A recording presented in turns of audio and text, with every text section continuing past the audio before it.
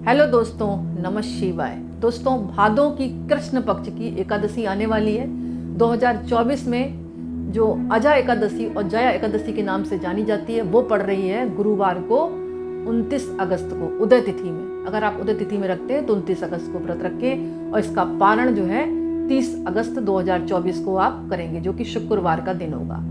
सब प्रथम तो जया व अजा एकादशी की बहुत बहुत शुभकामनाएं और बधाई। जैसे कि नाम से पता है कि हर चीज में विजय प्राप्त करने वाली एकादशी। आप पूजा विधि सामान्य एकादशी के तरह ही रहेगी।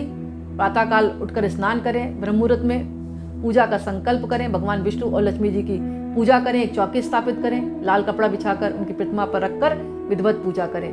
भगवान का दक्षिणावर्ती जो शंख होता है उसमें केसर और दूध डालकर उनका अभिषेक करें, केसर का तिलक लगाएं उनके, और माँ लक्ष्मी को लाल चुनरी है और भगवान विष्णु को पीले वस्त्र अर्पण करें और माँ को श्रृंगार की सामग्री अर्पण करें। इसके साथ साथ पीले फल है, पीली मिठाई है, पीले फूल भगवान को अर्पण करें। तुलसी की माला भगवान को आप चढ़ा सकते हैं और माँ को लाल फूलों की माला अर्पण कर सकते हैं। यानी कि सामान्य पूजा विधि है जैसे अन्य एकादशी पर होती है। आप विष्णु सहस्त्रनाम का पाठ कर सकते हैं, कनकधारा स्त्रोत का पाठ कर सकते हैं, श्रीमद् भागवत गीता का कोई श्लोक पढ़ सकते हैं या एक पाठ कर सकते हैं, एक अध्याय कर सकते हैं। इसके अलावा विष्णु चालीसा है, लक्ष्मी चालीसा का पाठ कर सकते हैं और शाम के समय इसकी कथा का श्रवण जरूर करना चाहिए। इसके अलावा ये व्रत जो करता है अजय एकादशी का, कहा जाता है कि अनजाने में किए हुए पाप नष्ट होते हैं और अंत समय वह स्वर्ग को प्राप्त करता और मोक्ष की प्राप्ति होती है।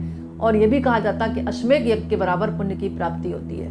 तो दोस्तों, इसकी कथाएं अनेक हैं, जिसमें से मुझे एक कथा समझ में आई जो कि मैं आपके साथ शेयर कर रही हूँ। अगर आप सुनेंगे तो आपको भी अनंत गुना फल की प्राप्ति होगी। सब प्रथम इस कथा को श्री कृष्ण भगवान ने युधिष्ठिर को सुनाया था।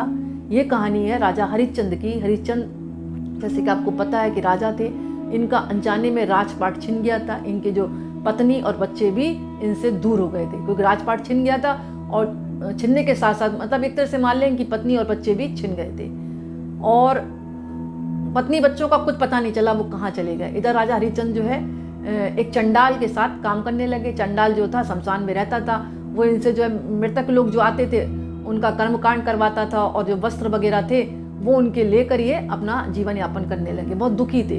जब खाली समय होता था तो ये सोचते थे मेरे से ऐसा कौन सा अनजाने में पाप हुआ कि मैं राजा होने के बाद भी आज चंडाल के साथ काम कर रहा हूँ और शमशान में बैठा हूँ। मेरे जो है बीवी बच्चे भी मुझसे छिन गए, कौन सा अपराध किया। मतलब मन मन में सोचते थे मैं कौन सा उपाय करूं। एक दिन जो है शमशान में गौतम ऋषि निकले उधर से, तो उन्होंने गौतम ऋषि से बताया ये बात है। तो गौतम ऋषि बोले निराश ना हो, आज के जो है अभी इसी महीने में, उन्होंने कहा उस टाइम भादों की कृष्ण पक्ष की एकादशी आने वाली थी। उन्होंने कहा भादों की कृष्ण पक्ष की एकादशी आएगी जो जया अजय एकादशी के नाम से है।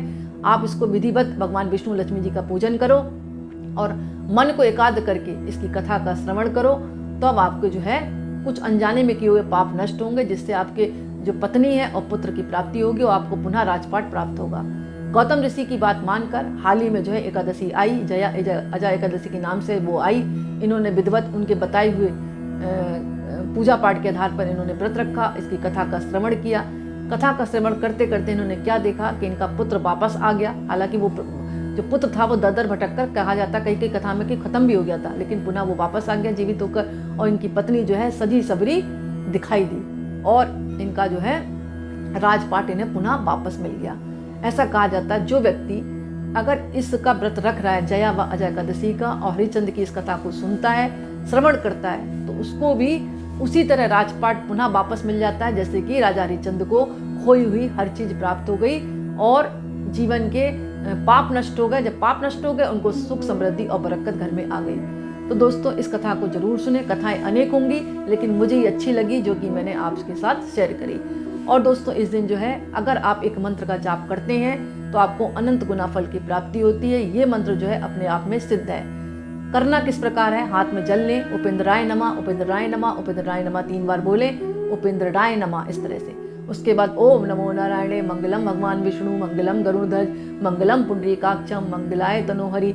ये मंत्र अपने आप में सिद्ध है। 108 बार आप तुलसी की माला से जाप करते हैं और जया एकादशी वाले दिन अपनी मनोकामना बोलते हैं। भगवान विष्णु व लक्ष्मी जी की कृपा से आपकी शीघ्र मनोकामना पूर्ण होगी। और दोस्तों इस दिन कुछ छोटे मोटे आप उपाय भी कर सकते हैं, जैसे एक पान का पत्ता लें, उसमें चंदन से या केसर से ओम विष्णवे नमः लिख दें, या एक पीपल का पत्ता लें, उसमें जो है रोली से श्रीम लिख दें और भगवान के आगे रखकर, विष्णु लक्ष्मी जी के आगे रखकर चौकी पर ये भाव रखें कि ये भगवान विष्णु और माँ लक्ष्मी का आशीर्वाद है और मेरे घर में सदा पैसों की तिजोरी जो है हमेशा भरी रहे पैसों से। और ये भाव के साथ इस पान के पत्ते को अगले दिन उठाकर लाल कपड़े में बांधकर या पीले कपड़े में बांधकर, दोनों को, पीपल का पत्ता है जो पान का पत्ता आपने लिखा था, बांधकर अपनी तिजोरी में रख के ये समझकर कि भगवान विष्णु और माँ लक्ष्मी का आशीर्वाद है, अब मेरी तिजोरी सदैव पैसों से भरी रहेगी। भाव प्रबल होना चाहिए। जितना आपका भाव प्रबल होगा उतना ही ये उपाय आपके ऊपर वर्क करेगा। इसके साथ साथ पीपल के पेड़ की पूजा करें, उनको भी जल से सींचे, शाम के समय परिक्रमा करें, एक दिया प्रज्वलित करें और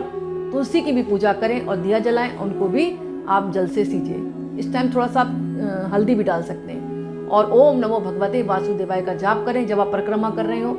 जरूरतमंदों को आप दान कर सकते हैं, अपनी सामर्थ्य के अनुसार अनाज दान करें, फल करें, दूध करें, दही करें, अन्न करें, घी करें, जो आपकी इच्छा वो दान करें। लेकिन इस दिन जो है अपने पितरों का भी स्मरण करें, पितरों के नाम से भी कुछ दान जरूर दें। इससे आपको पितरों की कृपा भी मिलेगी और श्रीमद् भागवत कथा का जब आप पाठ करेंगे या गीता का अध्याय पढ़ेंगे, इससे आपके पितरों को भी मुक्ति मिलेगी। दोस्तों उपाय अनेक हैं, जो मुझे अच्छे लगे वो मैंने आपके साथ शेयर किए हैं। इसके साथ साथ आप जो हल्दी की गांठ भगवान को अर्पण कर सकते हैं और इससे भी आपके दाम्पत्य जीवन खुशहाल रहेगा।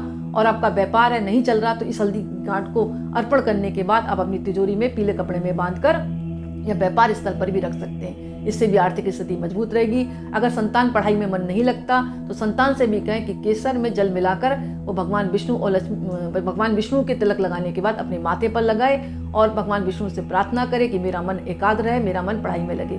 और फिर उस लेप को 42 दिन तक लगातार बच्चे से कहें, ये केसर और हल्दी मिला हुआ, जो केसर व हल्दी और गंगा जल मिला हुआ लेप है वो प्रतिदिन बच्चा भी अपने माथे पर लगाए। साथ ही एक पीला धागा जो है वो बच्चे को कहें कि भगवान विष्णु के चरणों में रखकर अपने गले में धारण कर ले, 9 गांठें बनाकर। इससे भी बच्चे का मन एकाग्र रहेगा और पढ़ाई में भी लगेगा। और इस दिन जो है आप चावल का सेवन बिल्कुल ना करें, मांस मदिरा तंबाकू का सेवन बिल्कुल ना करें, बिस्तर पर ना लेटें, चारपाई पर नहीं लेटना है। कुल मिलाकर आप बिस्तर पर लेट सकते हैं लेकिन चारपाई पर ना लेटें। अगर व्रत रख रहे हैं तो ब्रह्मचार्य का पालन करें और किसी भी महिला या पुरुष का अपमान ना करें। दोस्तों कुछ बातों का आप ध्यान रखेंगे तो आपको जया एकादशी का पूर्ण फल प्राप्त होगा। और केले के वृक्ष की भी पूजा इस दिन जरूर करें, गुड़ चढ़ाएं मां जाकर, चने की भीगी दाल चढ़ाएं और परिक्रमा करें पीला धागा बांधते हुए, वहां भी एक दीपक आप प्रज्वलित कर सकते हैं। दोस्तों कोई भी एकादशी है, इनकी कथाओं में भेद होता है लेकिन उपाय लगभग एक ही से होते हैं, क्योंकि भगवान विष्णु की ही पूजा करनी है, माँ लक्ष्मी की ही पूजा करनी है, लेकिन आपको मन लगाकर पूजा करनी चाहिए। और दोस्तों एक मंत्र और आता है, वो सभी को पता है, उसका भी आप जाप कर सकते हैं पूरे दिन। श्री कृष्ण गोविंद हरे मुरारे, हे नाथ नारायण वासुदेवाय। यानी इस तरह आप मंत्र तो अनेक हैं, जो आपको अच्छा लगे वो आप जाप कर सकते हैं। तो दोस्तों आज का वीडियो मैं यही समाप्त करती हूँ। पसंद आए तो लाइक करें, दूसरों को भी शेयर करें, क्योंकि दूसरों का भी फायदा मिले, अपने धर्म के बारे में लोग जाने। और कमेंट से नमः शिवाय जरूर लिखें। बहुत बहुत धन्यवाद।